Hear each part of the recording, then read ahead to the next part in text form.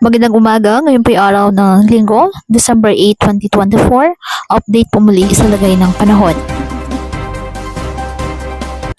Ayon po sa Pag-asa, Shareline at Intertropical Convergence Zone or ITCZ, nagdadala ng maulap na may kalat-kalat po na panahon sa iba't ibang bahagi ng ating bansa.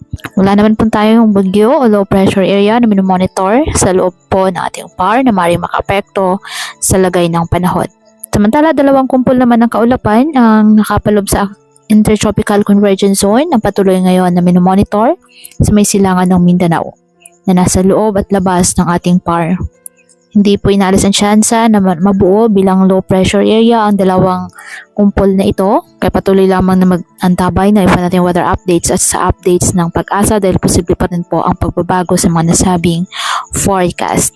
Asahan ngayon na maulap na panahon na may kasamang kalat-kalat na mga pag-ulan at thunderstorms sa mga lalawigan po ng mainland Cagayan, Isabela at Apayao. Dulot po yan ng Shareline.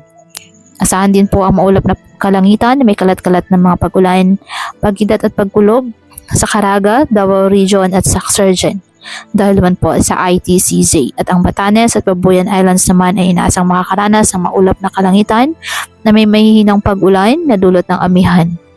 Samantala, asahan din po ang bahagyang maulap hanggang sa maulap na kalangitan na may mga pag-ulan at thunderstorms sa natitirang bahagi ng Mindanao dahil naman sa ITCZ at ang natitirang bahagi ng ating bansa kasama na ang Metro Manila apektado ng mga localized thunderstorms. Kaya asahan pa rin po ang mga panandaliang buhos ng ulan.